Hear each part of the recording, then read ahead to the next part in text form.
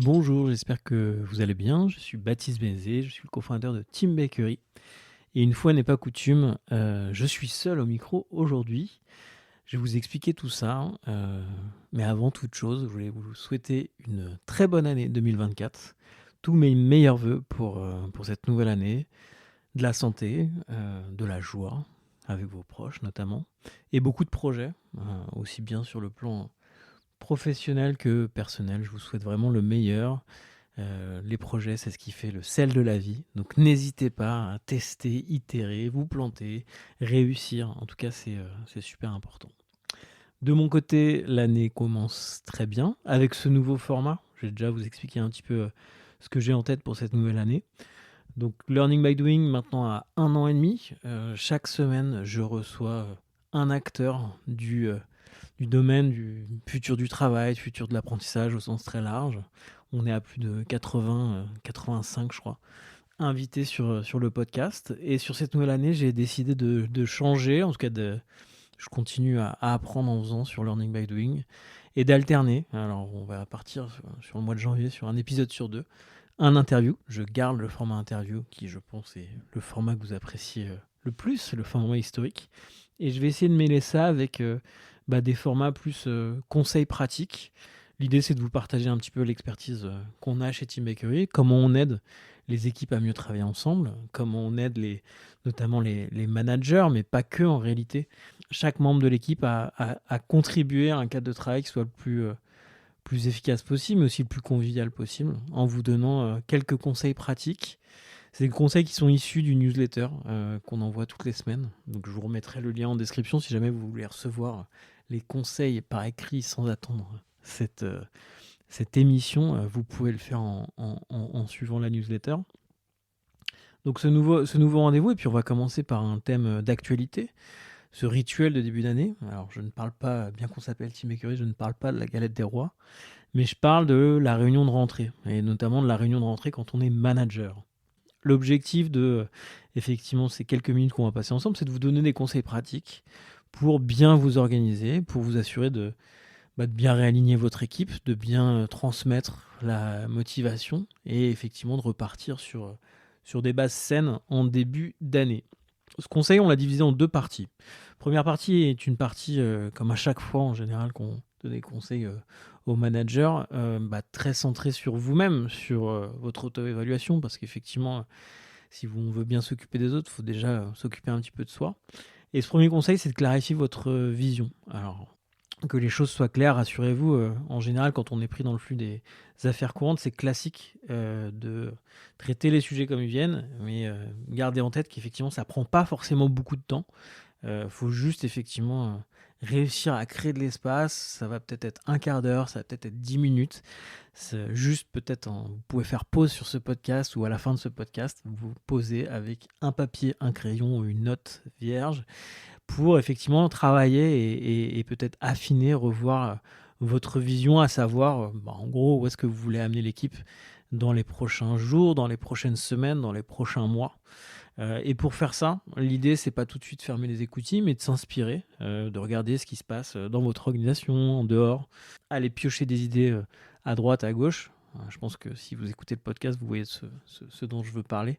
Allez piocher peut-être en écoutant d'autres podcasts ou d'autres épisodes de Learning by Doing pour voir un petit peu comment les autres s'y prennent sur ces sujets-là. Le troisième point dans la clarification de notre vision, c'est de pas oublier de communiquer. Et c'est vrai qu'il y a un travail quasiment essentiel dans le rôle du manager, c'est d'embarquer son équipe avec soi. Et pour faire ça, un travail préparatoire, c'est d'écouter les gens, les retours de vos collègues, voir comment ils vont, voir quels sont peut-être quel est leur ressenti, quel est le sentiment sur les dernières semaines qu'ils ont eu avant de partir pour cette trêve bien méritée. Voilà, l'idée, c'est effectivement d'agréger un petit peu tout ce feedback, externe, interne, pour effectivement se fixer un cadre, une vision. L'idée, c'est que ce soit simple, non ambigu, et de faire attention aux formulations qu'on va utiliser. L'enjeu du point d'équipe, on va revenir un petit peu ensuite sur cette partie, comment dérouler son point d'équipe de début d'année correctement, mais c'est de se fixer un cap le plus clair possible, Alors, on peut parler d'objectifs, les objectifs qu'on veut communiquer à son équipe. Peut-être qu'on va demander à ses collègues de co-construire vraiment leur feuille de route individuelle à partir du cap qu'on donne. Vérifier que ces objectifs soient SMART, c'est-à-dire simples, mesurables, définis dans le temps notamment.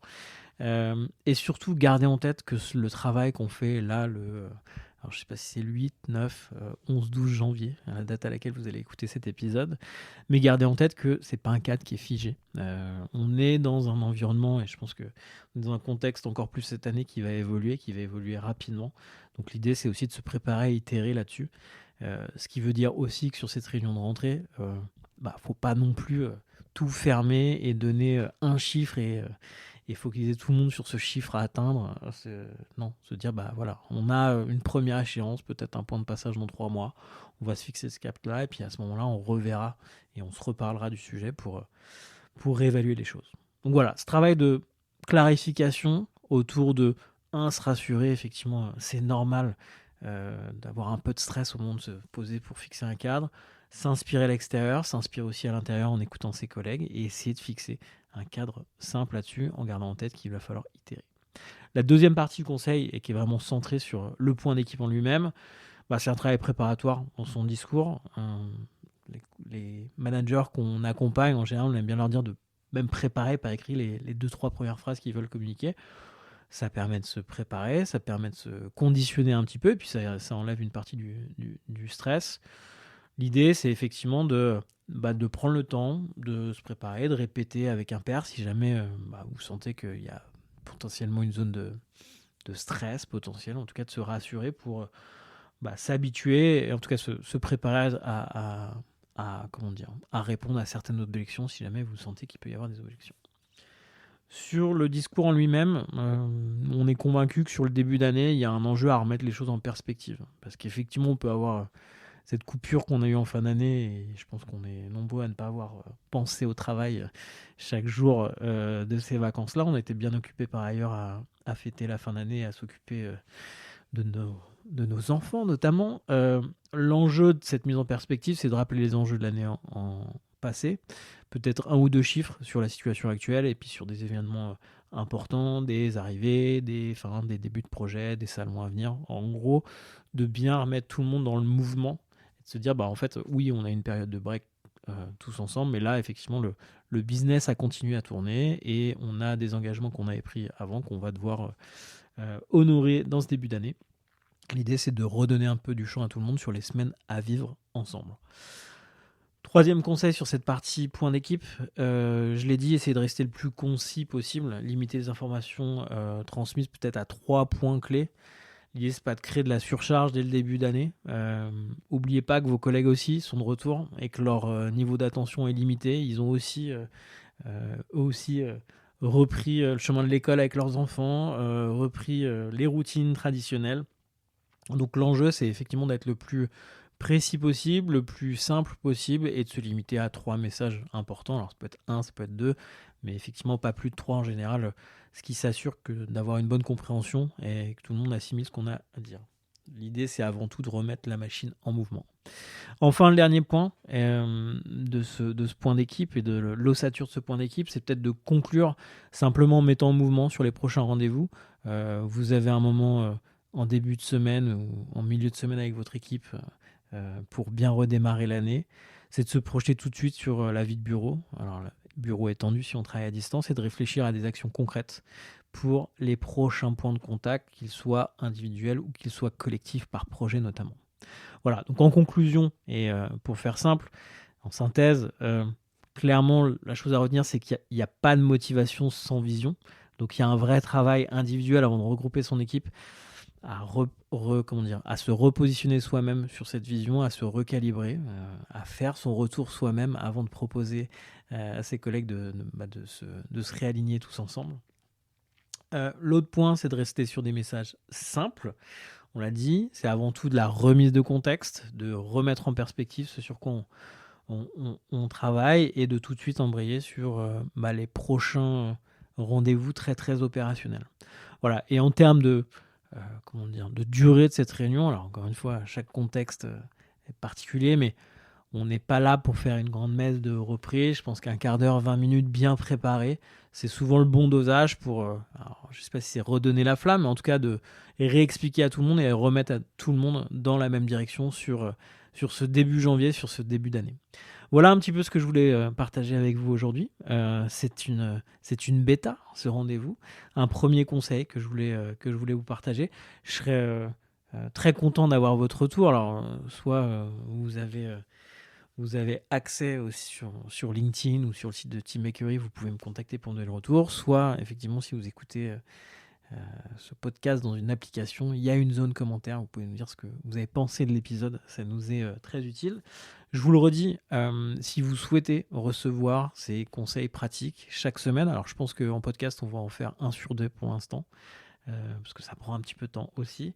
Vous pouvez, dans la description de cet épisode, retrouver le lien pour suivre notre newsletter. Je crois que c'est teambakery.com/nl. C'est assez simple. Et là, vous recevrez une fois par semaine, ça sort le jeudi en général, un conseil pratique, une pincée d'inspiration pour bien animer votre équipe.